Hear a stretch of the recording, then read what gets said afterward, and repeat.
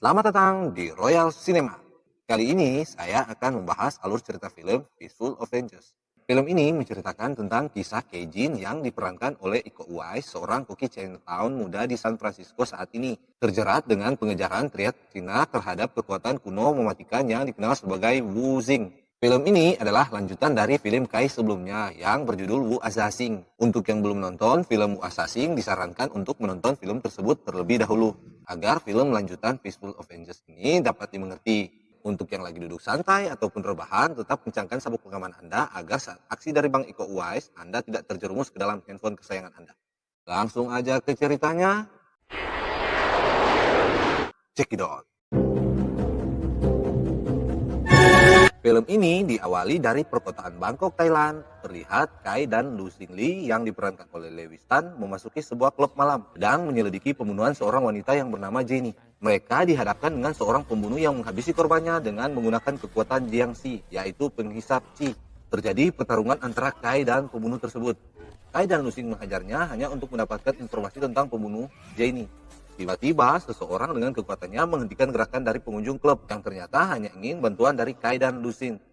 He's gotta have some kind of powers, right? Di tempat lain, tepatnya di dalam mobil, teman mereka yang bernama Tommy sedang membicarakan tentang mereka berdua dengan seorang gadis yang dia temui di klub malam. Yang ternyata gadis itu ingin membunuhnya. Tetapi karena Tommy mengetahui dari tingkah gadis tersebut, dia pun bisa melenyapkan gadis itu dengan kekuatan dari keris miliknya. Berlanjut ke scene berikutnya. Mereka sedang berada di mobil, sedang menuju ke suatu tempat untuk bertemu dengan seseorang yang dari scene sebelumnya mempunyai kekuatan menghentikan gerakan tadi di klub, ingin meminta bantuan mereka. Tibalah mereka di lokasi tersebut. Mereka dikagetkan dengan video dari pemilik perusahaan William Penn yang ternyata ingin menguasai dunia dengan mengumpulkan beberapa ilmuwan. William Penn pun muncul. William Penn menceritakan tentang kisah Pengu, yaitu dewa semacam Ares yang ingin menguasai dunia dengan cara membuat dunia baru miliknya sesuai keinginannya. Kisah itu dikaitkan dengan kisah sekarang ini di mana William Penn mempunyai kembaran seorang wanita yang bernama Ku Anqi. Ku Anqi digambarkan sebagai Pengu pada zaman dulu. William pun menceritakan tentang adik mereka Jenny dibunuh oleh Ku Anqi. William memberikan informasi tentang Ku Anqi yang akan berada di sebuah hotel mengadakan pertemuan dengan anggota triad. Mereka pun bersedia untuk membantunya membawa Ku Anqi untuk dihadapkan kepada William Penn. Keesokan harinya, mereka sedang berdiskusi untuk masuk ke hotel tersebut. Di tengah diskusi terjadi perdebatan antara mereka tentang siapa yang masuk ke sana. Dikarenakan Kai yang memiliki kekuatan Wu Xing, Kai bersedia masuk ke sana sendirian. Tetapi mereka melarangnya, karena bagi mereka Kai adalah saudaranya. Jadi mereka berencana masuk ke sana bersama-sama, minta bantuan seorang wanita yang bernama Freya. Terlihat seorang wanita sangar yang turun dari tuk-tuk.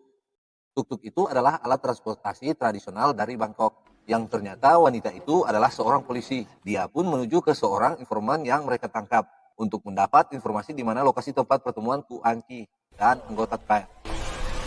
The V Hotel. Setelah mendapat informasi, yaitu di Hotel V, mereka bersedia menuju ke sana. Di lokasi lain, Kai dan teman-temannya sedang menuju ke pasar, sembari meminta Freya untuk memenuhi kebutuhan persenjataan mereka. Freya pun mengiyakan dan dia pun ingin ikut aksi dari mereka, sembari menceritakan tentang sosok Ku Anqi yang ternyata sangat sadis dalam melakukan pembunuhan. Esokan harinya terlihat mereka sedang bersiap untuk masuk ke dalam hotel tersebut. Dari dalam hotel terlihat keamanan yang sangat ketat, dilengkapi dengan kamera CCTV yang mengarah ke seluruh arah ruangan. Nampak dari balik CCTV terdapat beberapa anggota polisi yang sedang memperhatikan orang yang masuk keluar dari hotel tersebut. Freya bersama Tommy masuk duluan ke dalam hotel. Tiba-tiba mereka dikagetkan oleh security hotel dikarenakan dalam tas mereka terdapat logam yang dapat dideteksi oleh metal detector. Kesempatan buat Kai dan Lu Xing masuk, yang ternyata mereka dilihat oleh beberapa anggota polisi dari CCTV. Ternyata Ku Anqi sudah berada di dalam hotel dan menghabisi semua anggota triad yang sedang duduk di rapat dalam ruangan hotel. Di lokasi lain, Freya dan Tommy yang sedang ditahan di ruangan security dengan alat canggih yang dimiliki Freya bisa mengacak-ngacak kamera hotel termasuk kamera polisi yang ada di luar. Dan mereka pun dapat meloloskan diri setelah dapat melumpuhkan beberapa security menggunakan flashbang. Karena merasa terganggu, polisi wanita yang bernama Zulu masuk ke dalam hotel. Di lokasi lain, Kai dan Lucy naik ke atas dengan menggunakan lift menuju ke tempat pertemuan. Tiba-tiba, mereka dikagetkan dengan pemandangan daging panggang manusia yang hancur oleh kekuatan Kuan Ki. Who the fuck did this? Sewaktu mereka masih di dalam, didatangi oleh Sulu dan menodongkan mereka dengan pistol. Ternyata Sulu dan Lusing adalah kekasih satu malam waktu di London. Perlu diketahui, sewaktu masih di London, Lusing adalah seorang bandar alkohol bermerek Martin. Dan maklarnya adalah Sulu, yang ternyata seorang Interpol. Lusing dijebak dan ditangkap pada saat itu. Karena Sulu merasa korban di dalam dibunuh oleh Kai dan Lusing, dia pun memanggil bantuan rekan polisinya, tetapi tidak ada yang merespon. Tiba-tiba Tommy dan Priya muncul dan menodongkan pisau ke leher Zulu, sembari mencari tahu apa yang terjadi di ruangan tersebut. Priya memberitahu bahwa orang-orang yang dikuasai oleh ilmu gaib Kuan Ki segera menuju ke ruangan tersebut dan akan segera menyerang mereka semua. Tiba-tiba terjadi gelut antara mereka. Semua lawan dapat dihabisi hingga tiba di mana Kai yang terpojok di atas gedung bertemu lawan lamanya yang bernama Sen. Mereka pun bertarung dengan kekuatan gaib yang mereka miliki. Sampai-sampai Kai kalah dan jatuh dari atas gedung. Tetapi karena Kai adalah seorang assassin yang memiliki kekuatan meringan tertubuh, dia pun selamat. Mereka berkumpul dan menuju ke mobil polisi yang ternyata semua anggota polisi Sulu sudah meninggal. Di dalam mobil, mereka diikuti oleh Kuan Ki dan anggotanya. Terjadi pengejaran sampai mereka terpojok. Mereka yang mampu keluar dari mobil sudah ditunggu anggota Triad. Terjadi gelut lagi antara mereka. Setelah anggota Triad kalah, mereka dapat melarikan diri menggunakan sebuah perahu. Sehingga tiba di desa tempat Triad tinggal dulu. Mereka bertemu dengan paman Priya yang bernama Chatre. Di malam hari terlihat mereka sedang berkumpul dan membicarakan rencana selanjutnya. Kai yang penasaran pun bertanya tentang Plan Gu. Chatre menjelaskan bahwa selama ini mereka dijebak oleh William Penn dengan menjerumuskan mereka ke tangan Kuan Ki. Karena William sudah mengetahui Kai adalah Gu Assassin yang bisa menjadi penghalang untuk mereka menguasai dunia. Yang sebenarnya William dan Kuan Ki tidak bermusuhan, melainkan mereka adalah saudara yang ingin menguasai dunia. Chatre menjelaskan juga bahwa jika mereka bisa menanamkan chi milik Kai ke dalam potongan batu yang mereka gali dari kuil, mereka bisa menguasai dunia. Tommy mengaku memiliki batu tersebut dan ingin menghancurkannya. Tiba-tiba, ternyata batu itu tidak hancur, hanya menghancurkan meja makan mereka. Karena mejanya sudah hancur, selera makan mereka hilang dan pada kembali ke kamar masing-masing. Selanjutnya, di kamar, Lulu sedang berenung. Tiba-tiba didatangi Lusin dan menghiburnya sembari menceritakan tentang masa lalu indah mereka. Sulu pun mendekatinya dan terjadi perang kasur antara mereka berdua. Luar, Kai yang sedang berlatih, lalu Chatre mendatanginya dan merencanakan pelarian untuk dia, di mana waktu mereka sedang tidur. Chatre sudah menyiapkan mobil jeep untuknya agar chi yang dimiliki Kai tidak dapat disatukan dengan batu giok milik Tommy. There's a jeep there. There is the path. Di lokasi lain, Priya sedang merenung. Tiba-tiba Tommy datang dan Priya menceritakan tentang keluarganya yang mendapatkan musibah banjir dan merenggut semuanya, sehingga membuat Priya pergi meninggalkan tempat itu. Tommy pun merasa prihatin sehingga dia menciumnya. Tommy yang sedang sange ingin mengajaknya ke kamar dan ingin melakukan mantap-mantap. Priya mengikutinya dari belakang. Tiba-tiba mendapat inbox dari seseorang yang bisa mempengaruhinya lewat pikiran dengan mengatakan bahwa orang tersebut bisa mengembalikan keluarganya. Karena terpengaruh, dia pun menuju ke portal perbatasan sihir pelindung dan memberi jalan untuk Kuan Ki dan William untuk masuk ke desa tersebut. Demi memperebutkan chi Gu Assassin milik Kai, Priya yang sudah terpengaruh mengambil giok yang ada di tubuh Tommy sewaktu Tommy tidur dan ditempelkan di dahinya Kai.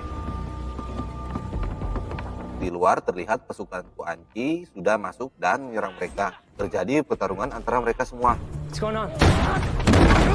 Priya yang sudah terpengaruh membawa giok itu dan bersekutu dengan William. Tommy diminta untuk menyalakan jeep. Sedangkan Kai, Lusin, dan Sulu bertarung melawan pejuang-pejuang Kuan Ki. Hingga Lusin terpojok. Chatre datang membantunya dan mengalahkan lawan terkuat Lusin tersebut. Setelah Tommy bisa menghidupkan mesin mobil, mereka pun bersiap berangkat mengejar William dan Kuan Ki dan meninggalkan Chatre berjuang melawan sendiri. Karena kalah jumlah, Chatre pun tewas dibunuh pasukan William. Tommy dan lainnya berhasil keluar dari desa tersebut.